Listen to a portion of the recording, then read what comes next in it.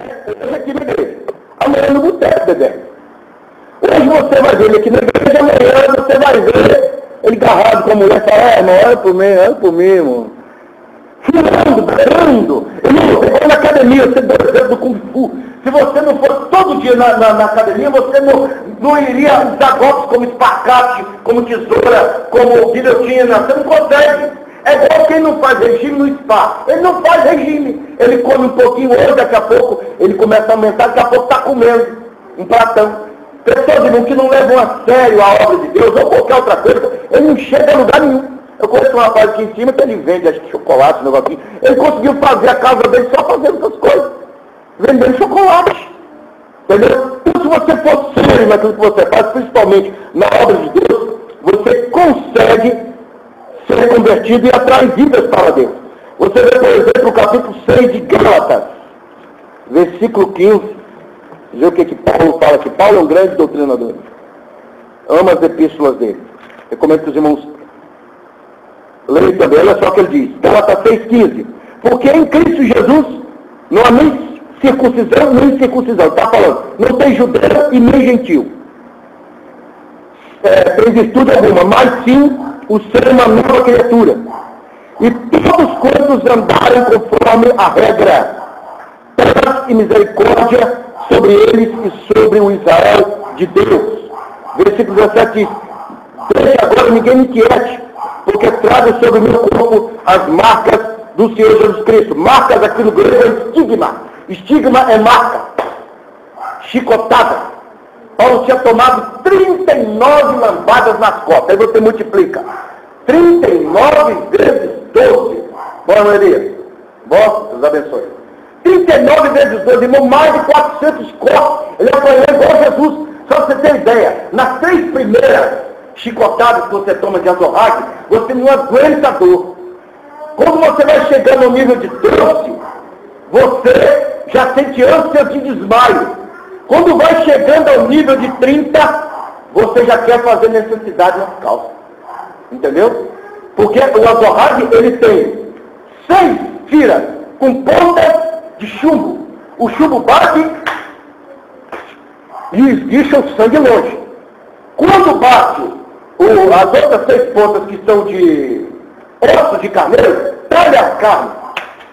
Dá um corte uma hora na sua mão para você ver. E Paulo recebia 12 a cada segundo. Aí o outro de lá. Viu? E ele dizia assim, regozijai-vos sempre no Senhor. Mas nós temos que evoluir espiritualmente. Irmão. Para de ter inveja de quem está na igreja. Eu fiz a campanha. Irmão, você fez a campanha, recebeu a Bíblia. Recebeu, pastor. Eu consegui o meu emprego. Aí vem o outro, vem cá. Por que todo mundo não conta aberto? Por que todo mundo não conta aberto? Porque não chegou a vez da pessoa. É isso. A palavra graça, no hebraico é hel, que quer dizer graça. Deus, quando fizer alguém olhar para você, não, eu vou te colocar no bom emprego.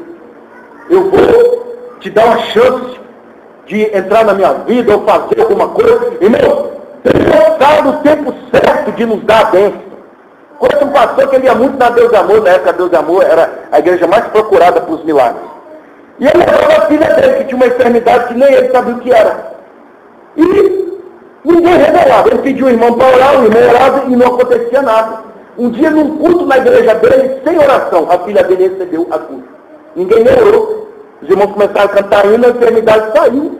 Entendeu, irmão? Nós temos que entender que quem abençoa é Deus. Parar de querer espelhar nossa vida em A e B. Nós temos que ter visão espiritual. E conversão é uma das formas de vencer o diabo. Nós vemos, por exemplo, um quarto ponto de cegueira espiritual. O primeiro é teologia ruim. Segundo, falta de discernimento. Terceiro, falta de conversão. Quarto, vida infrutífera. É igual numa empresa, irmão. Começa a chegar tarde. Começa a não contribuir com a empresa, para você ver uma coisa. Alguém vai te chamar para conversar, não é isso? Vem cá, o que está acontecendo com o senhor? Chegando tarde, você produzia bem, está produzindo, mas o que está acontecendo? Cuidado, amigo, o desemprego está feio, hein? Ele já vai te dizer isso. Um homem que não coopera com a sua esposa, não interage com ela, não é amoroso com ela, o que vai acontecer? E isso é com todos, irmão. Isso vale para tudo na vida. Uma amizade que só a senhora ajuda, só a senhora doa. A senhora, vem cá, irmã, me ajuda a dar uma vida aqui. Aí quando a senhora pede, fala, ih, irmã, não estou bem hoje. Pode mesmo me ajudar a lavar a roupa aqui? Não, isso não é amizade.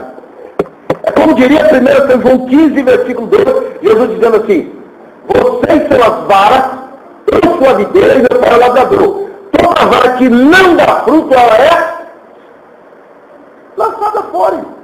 Pode um rapazinho ali tentando aprender capoeira, ele sempre era, coitado, corrigido. O professor falou assim, você já pensou em estudar balé ou sumô, alguma coisa assim? Isso não serve para capoeira. Não serve. Ele não conseguia dar um pulo assim, irmão. O rapaz botava no chão, então vai. Irmãos, em nome de Jesus, cada pessoa tem a sua vocação. Mas no que se refere à obra de Deus, se você não gera fruto, você vai para o inferno. Simplesmente isso. Mateus 3,10, o que diz? João Batista repreendendo os fariseus, ele diz assim, raça de víboras, como escapareis da condenação futura, produzir frutos dignos de arrependimento, vocês vão para o inferno. É mesmo? Inferno, irmão, ele gosta de frutos podres. O inferno adora prostituição, gula, cigarro, bebida. O inferno adora tudo isso. Irmão, ser uma pessoa livre do diabo é você combater contra ele todos os dias. Todos os dias. E é comum ele aparecer em sonho. Uma vez eu sofria tanto, irmão. Tanto. Eu morava no porão da casa de uns irmãos que me ajudaram. A minha mesa era uma pedra que eu forrava e botava um prato de plástico para comer. Eu vendia picolé e às vezes não ganhava nem 20 reais no dia. E o diabo um dia apareceu no sonho para mim. Ele falou assim, ele apareceu primeiro em forma de uma mulher, uma potestade em forma de uma mulher, e a mulher estava deitada em cima do sofá, e só enrolada, pelo corpo ela estava nua. Aí ela falou assim, olha, eu sei o que você precisa, César, você precisa de dinheiro, e eu sei quem tem para te dar, é o diabo. E para provar que era uma potestade das trevas, ele entrou dentro da casa com a porta fechada. E ele não disse nada, ele sacou um cheque, e ele já ia assinando e estava olhando para mim. Ele falou, o que é isso? Eu falei assim, isso aqui é dinheiro. Você não está precisando de dinheiro? Eu falei assim, não, mas eu tenho o sangue de Cristo na minha vida. Ele falou, mas são milhões, vai mudar a sua vida. E eu repreendi ele em nome de Jesus. Irmão, não tem fase que você mostra mais o amor por alguém do que quando a pessoa está precisando de você. Quando você não tem nada, mas ajuda com o pouco que você tem. Ou então quando você não tem nada, e aquele que não tem nada te ajuda. Então, irmão, é um dos porquês que o crente não está sempre passando luta. Quem está amando, conversa com uma pessoa ímpia que é rico. Ele constrói isso aqui em questão de segundos, mas ele não sente a dor que você sentiu para construir. E você lutou madrugadas trabalhando, dias trabalhando, e foi sofrimento. Você, quando entra aqui, você ama esse lugar. Ele não ama. Ele joga no chão de novo, porque ele não sentiu o que você sentiu.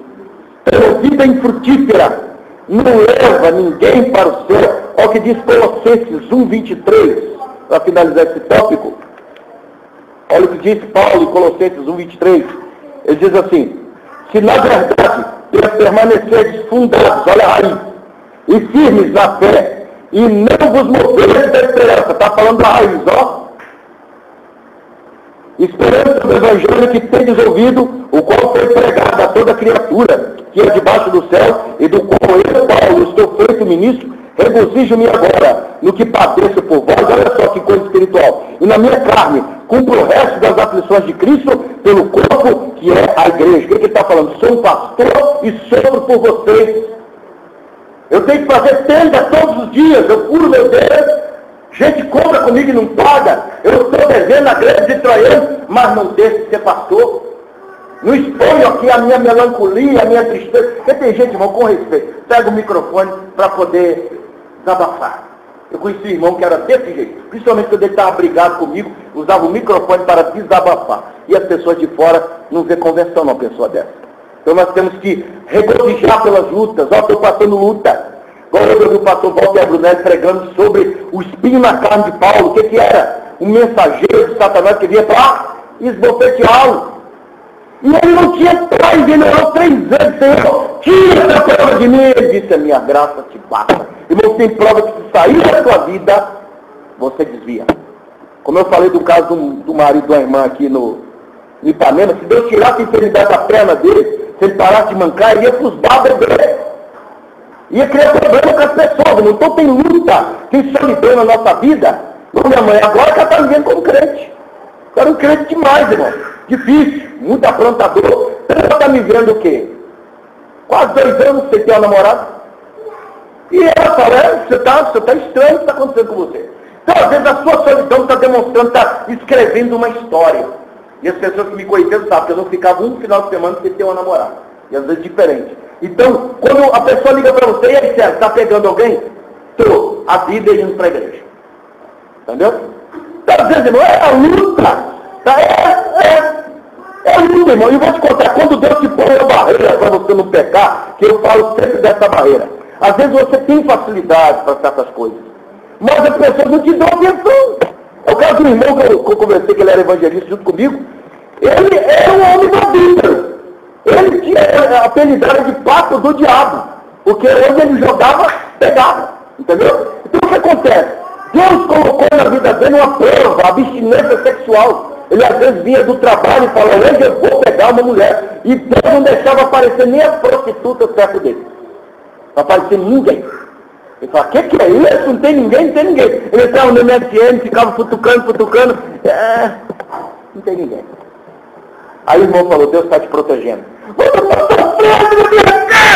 Deus, a minha graça te bate. Entendeu? Então, quando a carne sofre, muitas das vezes, gerando avivamento e conversão em você. Quinta coisa, irmão, que faz uma pessoa ser cega espiritual. Ele é imaturo espiritualmente. Olha o que diz Paulo aqui no capítulo 4, versículo 6.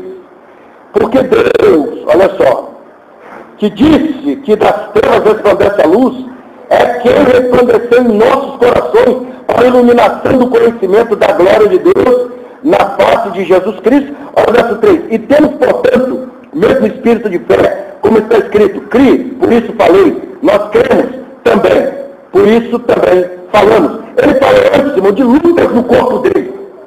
E as lutas, irmão, não é a abstinência da prostituição, porque uma pessoa que ainda quer prostituir, ele não é crente. Ele está falando, irmão, de lutas por causa do Evangelho. É a pessoa prender ele por causa do Evangelho. A pessoa você ser preso porque está pregando a palavra de Deus. Alguém dá um tapa na sua cara e botar aqui uma imagem de um outro Deus e acender uma pira aqui e fica... Fica aí, hein? E fica assim. E outra coisa, fala, olha, vai ter um culto à nossa deusa lá na praça. Vocês vão, e se vocês não for, vocês vão morrer. Essas são as lutas, irmão. Luta! Igual muitas mulheres lá na Ásia, por amar a Cristo, o marido dela jogar as malas dela, morra abaixo. Pode ir embora. Você quer esse Cristo? Eu não quero você. Então, irmão, servir a Deus é ser maduro, entender que você vai perder amigos, amigas, né? Eu, por exemplo, no passado eu tinha amizade com homossexuais, hoje eu não tenho. Não tenho discriminação com eles, mas não tenho amizade com eles. Respeito eles, né? Mas hoje eu sou outra pessoa. Tinha amizade com adultos, com pessoas violentas, com homens que tinham revólver e confiavam naquele povo. Hoje eu perdi quando eles descobriram. Você é crente. Ih, sai fora. Eles nem gostam de tocar no meu nome. E nem meu telefone tem mais. Meu telefone, irmão, antigamente era igual um call center. Toda hora a gente ligando. Ligando, ó, nós vamos fazer um churrasco aqui, você vem? Ó, fulano está com saudade de você, não sei o quê. Era só deixar meu número lá no antigo Orkut. E logo tinha alguém ligando, às vezes de outro estado. Olha, eu vou vir aí para te ver. Hoje em dia, irmão, ninguém, acha que nem as velhas feias não olham pra minha cara. É só descobrir, é crente, a pessoa fica quieta. Ah, tá, você é crente. Então você tem que entender que ser cristão é ser maduro. Ele diz em Jeremias 17, versículo 5 a 8, está dizendo o seguinte: maldito é o homem que confia no homem, eu vou confiar nas minhas habilidades, e faz a sua carne no braço. E ele ainda continua dizendo que ele é comparado a um arbusto. O arbusto, irmão, se você for ver onde ele cresce longe da água, ele cresce longe dos rios. E outra coisa, diz a Bíblia que o crente arbusto não vai ver quando vier a prosperidade. Quantas pessoas, irmão, que você dá uma cesta básica para ele, fala, tá lá, deixa isso aí. Ele não queria uma cesta básica. Eu acho que você poderia trazer o supermercado todo, que ele não ia te agradecer ainda. Então tem muito crente imaturo, irmão. Tem pessoa que não entende que por ser cristão, ele tem que passar por lutas. Sexta e última parte seria a morte física e espiritual. Irmãos, se você for bem as Escrituras no que concerne a vida cristã, às vezes você paga com a sua vida o servir a Deus. Mas essa morte aqui, Jesus está falando de outra coisa. A morte física e espiritual primeiro começa no espírito, né? A sua vida moral já é comprometida com o pecado, aí o seu corpo começa a praticar. Porque antes de eu bater em alguém, ou antes de eu mentir, eu tenho que idealizar aquilo na minha mente, não é isso? Por exemplo, eu estou querendo, sei lá, tomar o carro de alguém na empresa. Como é que eu vou fazer para sabotar esse cara? Tem que achar algum podre dele aqui. Eu já estou dando lugar ao espírito de sabotagem. Quando você pega Mateus 13, versículo 3, do 7 ao 5, você vai ver Jesus falar do semeador que saiu a semear e 3 das 4 sementes caíram em terra infértil. A primeira, não entendeu a palavra. Sabe por quê, irmão? Porque tem pessoa que fica assim. Eu mandei um caô para aquela menina. Que será que ela vai me responder? Nossa, quando acabou o tempo da One House, o outro fica pensando, rapaz, amanhã é dia de eu encontrar Francisco, rapaz, quando eu encontrar com ele, não tem Deus no céu para me segurar. Tem pessoas, irmão, que está desligado da igreja, está desligado.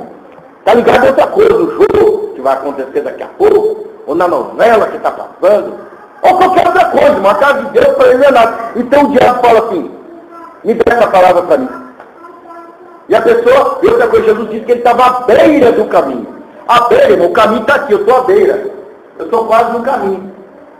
Aí vem a taça do céu e... Porque o caminho seria o reino de Deus. Como está à beira do caminho, Satanás tem autoridade nesse reino. E leva a palavra.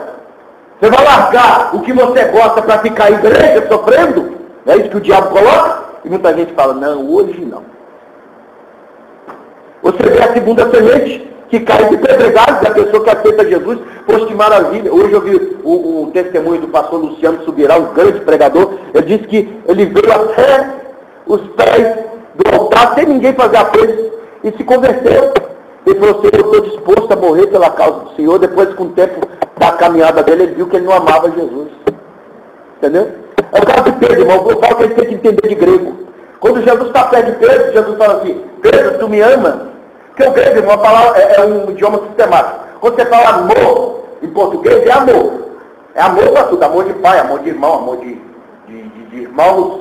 Só que no grego, essas palavras são distintas.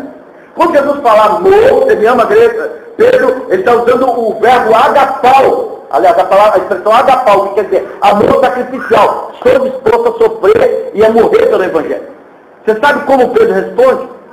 Ele responde o amor estorge. Você é da minha família. É comparado, você, moça, que ama aquele rapaz, ele também te ama. Ele fala assim, amor, você me ama? E você fala assim, te considero muito. Você acha que ele ia gostar disso? Então a segunda expressão de Pedro foi, filho, você é meu irmão, eu te amo, mas como meu irmão, tá bom? Não pede para me morrer por você, não. Então, irmãos, uma pessoa que está disposta a sofrer pelo Evangelho, ele tem que se manter firme para não morrer espiritualmente. Você pega São João 12, versículo 5, só está acabando. Agora não enfadar vocês não. São João 12, versículo 5. Diz as Escrituras assim, porque não se vendeu este unguento por 300 dinheiros. Ele não se deu aos pobres.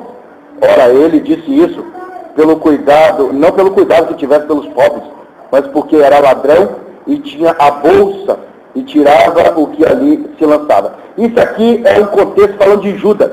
Judas estava morto espiritualmente. Porque é um crente, irmão, que na hora de passar salvo, ele, em vez de botar o dinheiro, ele está roubando o dinheiro, ele é ladrão, ele está morto espiritualmente. Uma pessoa desse perdeu totalmente o temor a Deus. Então, por isso que eu falo que a morte física, em primeiro, ela vem no espírito. Porque eu não posso pecar sem primeiro dizer, estou disposto a pecar. Não é verdade? Quando você fala, estou disposto a pegar aquele serviço lá na serra, tem que falar 3 horas. Você não vai ter que sofrer para chegar lá? Você falou que eu quero, não é isso? Então vai ter que pagar o preço. Então, irmãos, é o que eu falo, na vida cristã, se você não está disposto a combater com o diabo, combater com os seus pecados, você vai morrer espiritualmente. E tem demônio, irmão, que ele não vê dificuldade nenhuma de derrubar o crente. Tem crente que ele não é violento, mas ele é mentiroso. Quem atua na vida do crente desse é Benemuri. É um demônio da mentira. Dizem que foi ele que introduziu a mentira aos homens do mundo, as heresias. Tem crente que ele não é mentiroso, mas é excessivamente estressado. Grita, xinga, humilha. Quem é que trabalha na vida de um crente desse? Azaziel, um demônio de guerra. Gabriel, demônio que traz batalha para as pessoas. Esses demônios, eles trabalham. É só lavadeira. Fosse um besouro. Então tem pessoas, irmão, que infelizmente são influenciadas por potestades malignas. Eu gostaria de deixar uma última base bíblica em Atos, no capítulo 17. Paulo, ele fala sobre as potestades malignas. Capítulo 18, se não me engano, versículo 30. É isso que Paulo fala. Eu sei, irmão, que a expressão é assim. Olha aqui. Mas Deus não leva em conta aqui. A expressão é o seguinte, que Deus, capítulo 26, verso 18, lembrei, de Atos dos Apóstolos, olha o que Paulo fala, para abrir-lhes os olhos e das trevas, os converteres da luz, e da potestade do poder de Satanás a Deus, a fim de que recebam remissão de pecados e herança entre os que são santificados pela fé em mim. Ou seja, o que Paulo está falando? A palavra remissão e redenção fala de pessoas que estão escravizadas. Quando você compra aquela pessoa, você está redimindo ela, comprando ela. Todas as pessoas que não servem a Deus, eles estão cativos debaixo das garras do diabo. Você vê as pessoas na rua que andam seminuas, estão cativas da sensualidade. E eles falam, não, o que é bonito é para se mostrar. E às vezes o que é feio também acaba sendo mostrado, né? É o caso de uma ilustração de uma moça que ela, coitada, gordinha na internet, e coitada, com o corpo feio, parecendo um bujãozinho. Aí ela falou assim, esse corpo aqui é resultado de muita malhação. Aí embaixo botaram assim, então deixa de conversa fiada e vai malhar na academia. O outro colocou assim, ela e uma mortadela, falou assim, existe a mulher manga, a mulher jaca, a mulher uva, a mulher maçã e a mulher mortadela. Tem pessoas que de tão cego espiritual que ele é, ele não vê os seus próprios pecados, os seus próprios erros. Esses são soberbos. O irmão uma vez pregou sobre soberba. Soberba, irmão, é um orgulho humano que deixa você ver. Eu sempre digo que você não consegue humilhar uma pessoa humilde e não consegue ensinar nada a um soberbo. Tenta ensinar alguma coisa a um soberbo. Ele disse, você é o quê? Eu conheci uma moça que trabalhava comigo lá na Galite. Ela era a pessoa mais soberba que tinha, irmão, lá. Ela não falava com qualquer pessoa, se você não fosse o escalão dela para cima, ela não falava com você. E era a funcionária mais incompetente que tinha ali. A gente não via ela produzir nada. A gente só via ela andando com a roupa branca para lá e para cá, fumando no banheiro. Eu não via ela trabalhando. Então, o que eu falo com você? Às vezes um peão, uma pessoa humilde, o irmão na igreja, às vezes ele gera mais frutos do que pessoas que se acham. Irmãos, em nome de Jesus Cristo, vamos aplicar esse texto na nossa mente. Satanás está aí para cegar a gente. Muitas pessoas se acham libertas porque não vão mais para o boteco, não se prostituem, mas existe o pecado do orgulho, da soberba. Tem pessoa igual conheço a amiga da minha mãe. Ela é tão besta, ela gasta muitos reais para poder falar com a mulher que tem vergonha dessa pessoa. Você, irmã Kelly? A pessoa fala assim, irmã Kelly, você vai vir aqui na minha igreja, mas você vem do jeito que a gente se veste, hein? Não tem que essa roupa sua, não, porque pelo amor de Deus, você não vigia nada, hein? A pessoa fala isso com a senhora. Que é isso, irmão? É isso mesmo. E outra coisa, não se aproxima muito de mim, não, porque eu tenho medo de me queimar se você disser que é minha amiga. Amiga, irmão. Eu estou no inferno pior do que o adúltero. Quando você pega Apocalipse 21:8, você fala que vem ali, covardes são condenados antes de abominarem, são condenados antes de idólatras, assassinos, traficantes. Eles vão ser condenados, esses que eu falei. Mas os primeiros são os covardes, que não falam a verdade. No Apocalipse 22:15, você já vê que os cães são os primeiros a serem condenados. Quem são cães? Falsos mestres, falsos doutores, falsos profetas e também pessoas que voltam ao pecado. Irmão, o pecado, se você não se livra dele, ele mata você. Temos que ter esta consciência, amém? Mas eu quero enfadar os irmãos, Espero que os irmãos tenham entendido que visão espiritual é entender a vontade de Deus e fazer a vontade de Deus. E fazer a vontade de Deus às vezes não é fácil. Como eu disse, eu dei um exemplo aqui, tem pessoas religiosas que vão para o inferno antes de pessoas mundanas. Você vê a oração, por exemplo, do pecador e do fariseu. O pecador disse assim: Senhor, tenha misericórdia de mim, porque eu sou um pecador. Deus ouviu a oração dele. Já o fariseu disse: Senhor, eu oro todos os dias, eu jejuo 3 vezes por semana, sou dizimista da tua casa, não sou como esse fulano aí. Só que é o seguinte, o fariseu vai primeiro para o inferno, mas o pecador também vai. Então, irmão, nós não podemos ficar sempre dizendo: eu sou um pecador, e Jesus vai me mudar, Jesus vai me transformar. Vai, mas temos que nos esforçar. Senão você vai ser igual o caso da menina gordinha, que olha com a menina magrinha igual essa e fica com inveja do corpo dela. Que inveja! Vamos começar o regime segunda-feira. Aí segunda-feira ela é convidada para um aniversário. Aí chega lá e não começa o regime. Entendeu? Vai viver tendo inveja. Né? Então, da mesma forma, as pessoas que não servem a Deus vão viver querendo servir a Deus. E o tempo da nossa vida é curto. E temos uma vida só para viver e para servir a Deus. Nós temos muito a agradecer a Deus pelo Brasil que temos. É um Brasil livre para pregar a palavra de Deus. Tem perseguição? Tem. Mas podemos ter um culto aberto. Em outros países não podemos. Né? Então vamos ampliar, irmão, a nossa visão espiritual. Tudo bem, tem poucas pessoas, mas estamos aqui. Quem busca a sua bênção é você. É igual para o caso do regime. Se você ficar sem comer, não é ela que vai emagrecer, não, é você. Se ela está comendo de tudo, ela vai engordar, você vai emagrecer. Então temos que buscar a bênção por nós. E às vezes temos nossos familiares. Igual minha mãe não está aqui, nem meu irmão está aqui, mas eles querem bênção. Então estou buscando por eles. Creio que um dia eles vão adentrar aqui para receber a bênção. O irmão Elias está aqui também. Foi buscar uma bênção, com certeza vai sair abençoado, né? Uma pessoa praticamente de casa. E se Deus tocou hoje, irmão Elias, para voltar para o caminho do Senhor, hoje é o dia. Amém? Levante a sua mão. Não é só para aumentar o número dessa igreja. Você pode ser de outra igreja. Mas queremos que você seja de Cristo. Amém? Vamos orar, irmãos, em nome de Jesus.